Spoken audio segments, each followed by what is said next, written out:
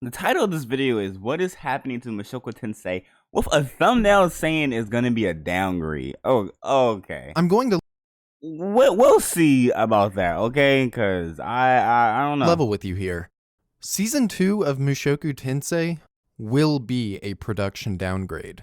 Now, if that's all you wanted confirmation for, then feel free to click off of this video and continue doom posting about it, but for the rest of you who can tell that just calling this a downgrade doesn't really tell the full story, stick around because I want to do the best of my ability to explain what's going on here, why you might notice that there's a downgrade, and ultimately why, at the end of the day, everything is still going to be fine, and it all begins with a general overview of anime production as a whole. Mushoku Tensei Season 1 is what I like to call a Sakuga haven. It's one of those shows that is just filled with such ridiculously talented people within the core staff that it ends up bleeding into pretty much every visual aspect about the series. The direction, the animation, the backgrounds, the storyboards and compositing and character designs. This is an all-star team creating an all-star production. And I would say on average, you really only see 1 or 2 series like this every single season. Sometimes even less.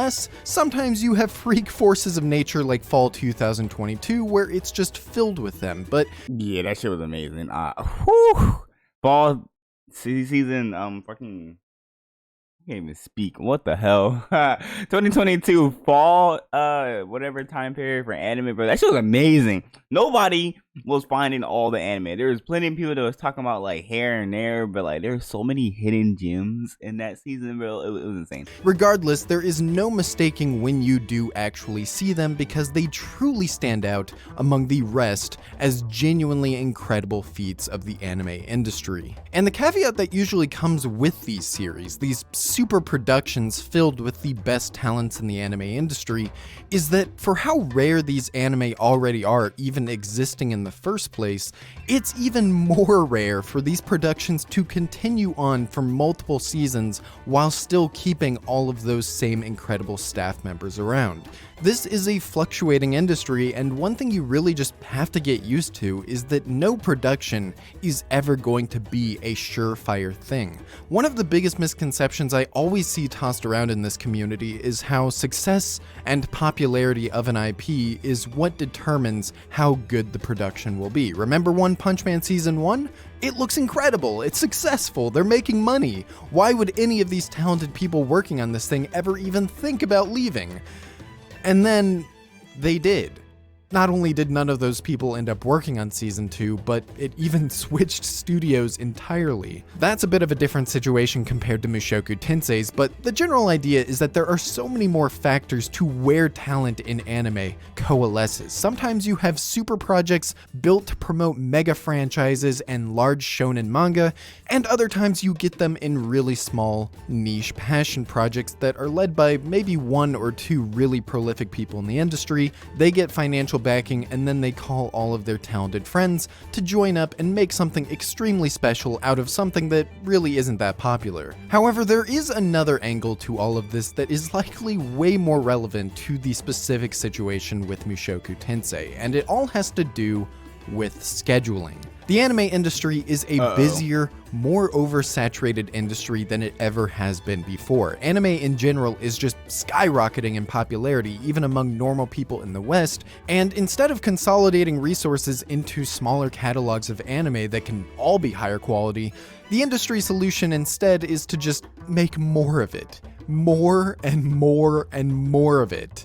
I genuinely can't think of a world where this much anime releasing on a seasonal basis is worth it, but that's where we're at right now. And because that's where It's worth it for people like me that watched every single anime that just popped up on this list and going to watch any new anime that hasn't.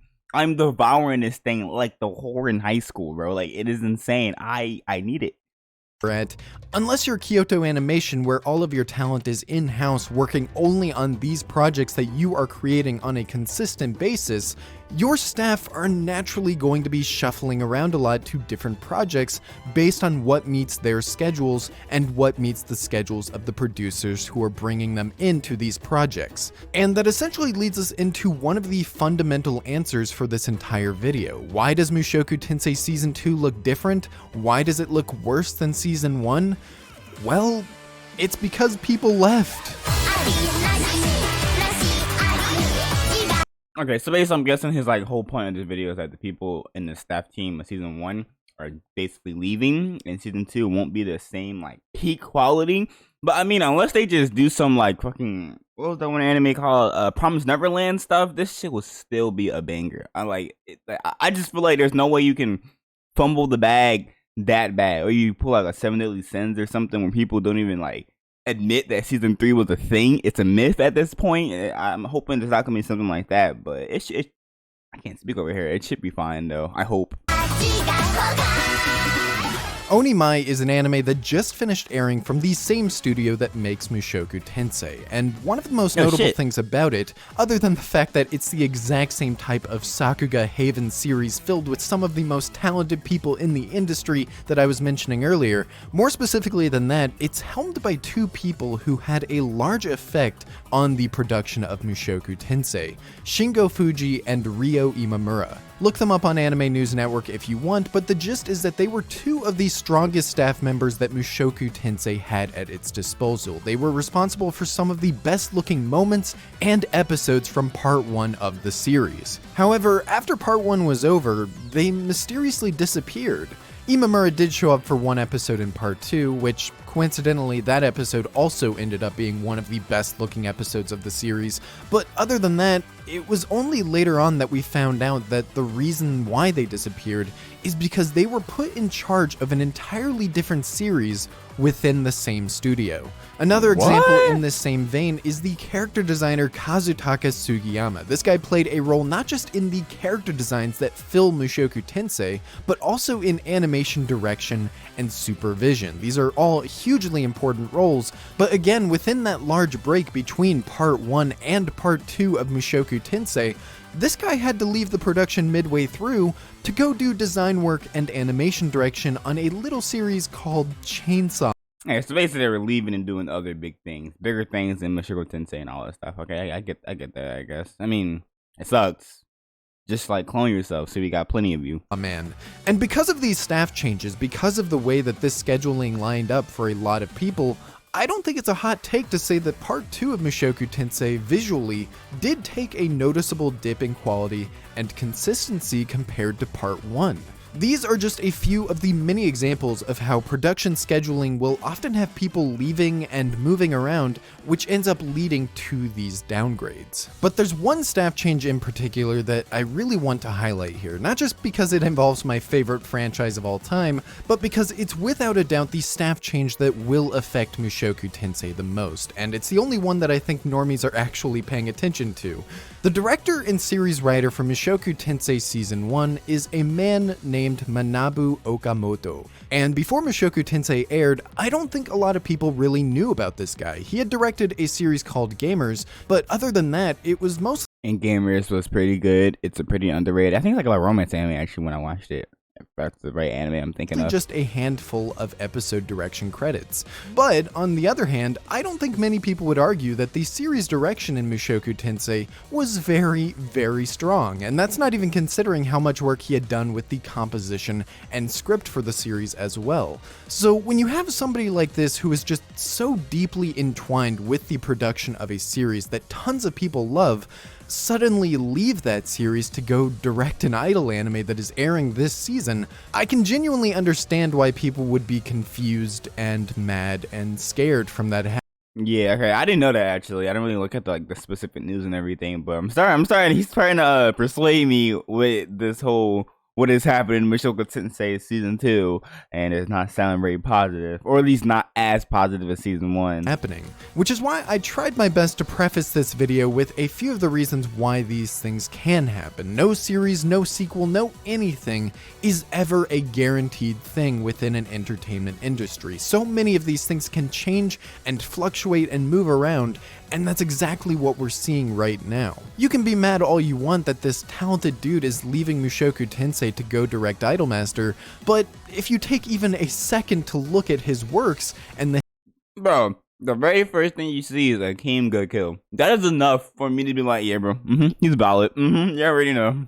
history of his career, you can Re-zeroed all the way at the very bottom. see that he has always been a part of Idolmaster. He directed 3 incredible looking episodes for Cinderella Girls all the way back in 2015.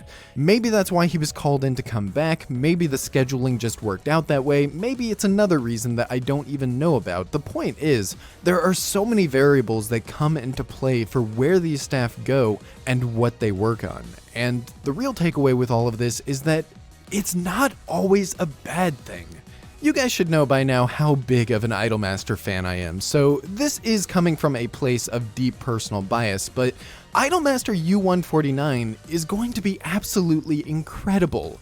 Onimai was absolutely incredible. These are series that would have been just fine on their own. They have great stories, great characters, and great experiences to give, and yet it's that last boost, bringing in these people who care, people who are talented and passionate and want to make the most of these stories and elevate them as high as they can be.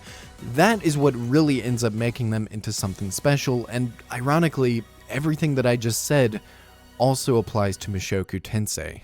And that's really the more hopeful note that I want to get into, because I could go on and on about other Mushoku staff members who have moved to Idolmaster, or moved to that Kizuna Ai series, or moved to a very unfortunate Bind animated NFT project. Don't even ask me. But instead, I want to talk about who is actually still here for Season 2, because I don't know about you guys. I know there's a lot of dooming in the community right now, which is why I wanted to make this video in the first place, but I really don't think that the Season 2 PV even looks bad. On the contrary, yeah, that should look amazing, to be honest. I mean, like, yeah, I think what he's trying to say is it's just gonna be different, and there's no guarantee that people will stay. It's actually a trend in seeing the people leave. You never know what's happening behind the scenes. I totally get that, to be honest. I think it still looks quite good and very in tune with the overall aesthetic of Season 1. And the reason I think that is because there's still a lot of that core team who are still working on Mushoku Tensei. The art director is the same, the director of photography is still the same, the studio creating all of those gorgeous Mushoku Tensei backgrounds I'm going to say is likely the same, color design, editing, music. I think it's pretty safe to say that this will still feel very distinctly Mushoku Tensei, and I think the biggest reason I can say that is because of its new director. Now, getting a director to fill in the shoes of somebody like Okamoto is never an easy task, but the best case scenario, the most logical route that you can go in a situation like this, is you get somebody who was still heavily involved with the directorial process. Hiroki Hirano is the new director for Mushoku Tensei. My man Akeem got killed in his thing already instantly. First thing I saw, and that's interesting. Season 2, and I've seen a couple of people already write this guy off because they don't see anything notable in his credits, but what Akeem got killed is enough. I mean, okay. It's not like Attack on Titan level or whatever, but like it's a good anime. Most people can say they watched it and fucking love it. They might have cried their eyes out. I find that kind of absurd because the most notable thing of all is staring you right in the face. Not only does this man have a ton of episode direction credits that have likely helped him build up a great experience and portfolio, but he has already directed 7 Deadly Sins, which was totally fucking horrible, but they had the good part. Sword Art Online, they got the Sword Art Online's in there. Okay, ReZero again. A few Mushoku Tensei things. Okay, that's pretty lit. Got a decent little thing. Some Fate. You know how Fate is. Fate is just fucking amazing. I don't even watch this shit. I just clips all the time. That shit is just overly. It's amazing. Simple as that. 5 episodes of Mushoku Tensei itself. This is somebody who was clearly very involved with the production of Season 1. And I really think it's going to translate to Season 2 maintaining its identity even in spite of the staff members who have left. So at the end of the day, I really do think Mushoku Tensei Season 2 is going to be just fine. Yes, it has lost some great staff members. Yes, there will almost certainly be noticeable downgrades in some areas, but without a doubt, there is still a great team of people working on this series, and I think a lot of fans are going to be feeling really silly in a few months when the anime starts and it looks completely fine. But that also leads into a bigger issue surrounding Season 2's production. Yeah, some good staff members left, but if for whatever reason Season 2 comes out and it's underwhelming, or there's clearly some areas where it wasn't polished the way that it could have been, I think it's going to have to do a lot more with this tight schedule that they're dealing with. Like I mentioned at the beginning of the video, the anime industry is in a hyper state of overproduction. They just will not stop making anime at an absurd rate, despite genuinely not having the time or resources or manpower to actually make it all happen. This is why you probably hear about how goddamn awful working in this industry actually is, because the rate of anime is going so up, while the amount of people actually working on it is staying the same. That basically means longer hours, hellish work environments, and a pay that I don't think I even need to tell you is grossly minimal. Considering how long anime actually takes to make, the fact that the committee and executives behind this series are pushing to release this series by summer of this year when it could— Yeah, I feel like, I don't want it to wait. I don't want it to wait any longer, but like the fact that it's coming out this fast is kind of scary. It's like when games be like, we've been in production for 2 years, we're coming out later this year, blah, blah, blah, blah, blah, and then the game comes out and it's like 20% finished or some shit, and they think it's enough. Like, no, I hate that. And it'd be like amazing things that could have been great, but they just wanted to push it out for a specific date. That shit just sucks. So I hope they don't do that with Mushoku Tensei, and they had enough time and planning and stuff like that. So release in fall or even winter and still be just as popular, just as successful, and turn out all the better for it. I find it absolutely absurd. Now, don't get me wrong, I am not buying into these rumors of Season 2 being 30 plus episodes, or how they won't have any break in between the cores, because frankly, that just sounds unbelievable. That would turn an already pressured situation into a downright catastrophe. But even if those things aren't the case, there is no doubt that most of the production shortcomings that you will see in Mushoku Tensei Season 2 are because they simply are not giving Bind the time that they need to really polish the final result.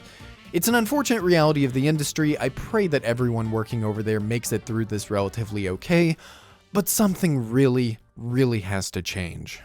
All of that being said though, just don't despair too much, guys. I know listening to all of this can be very scary and very overwhelming, and I do think it is important to learn about the industry. You should learn about the people in it. You should learn about the successes and shortcomings of these anime productions. Everything in this video, I hope, is good information to keep in mind when thinking about anime. But it's also important to just still be excited, to still look— Yeah, I'm definitely still excited regardless of hearing this. Like, it's just more of it's just making me keep my mind open. It's like, there is going to be change. There's always going to be change with new seasons, especially with big titles like Mushoku Tensei, where everybody's like waiting for it and anticipation, and they got a big scale to break or whatever. And you know, it happens. But Mushoku Tensei itself, the material itself, it's still golden, and unless they just do a Seven Deadly Sins or where the animation is like some Pokemon Go shit or whatever from 1912, and I'm just throwing numbers out because it was stupid, but anyways, unless they do some shit like that, it'd be fine. The fact that it's coming out at all is enough for me to be excited for it. Look at this craft that these people are dedicating their entire lives to, and to not let some rumor mill or fear-mongering stop you from being excited about the next season of your favorite anime. I think Mushoku Tensei Season 2 looks great. I am so excited to see where this series goes in the future. I really don't think the staff are going to let us down, and at the end of the day, I think that's all that really matters. Join the Discord server in the description below, follow me on Twitter, watch Cinderella Girls U-149 starting this week, and get subscribed for all of my future videos. I love you all so much, and I will see you in the next video. Yo, I better go check out Venom Sage on YouTube. That was a great video, bro. That's nice. I definitely learned a lot from that. Video and it definitely opened my mind up. I mean, I didn't really know all the specifics behind it. I just like watched the trailer and saw like the posts and stuff on like I think it was Twitter. I'm pretty sure. So that's lit to know. It's good. I mean, it's good to know that change will happen. And I mean, I'm still hyped for it. But I hope everybody else is. If you enjoyed this video, definitely drop a sub and a like and, you know, a little cookie in the comments. I'm hungry, but thanks for watching, guys. GG's.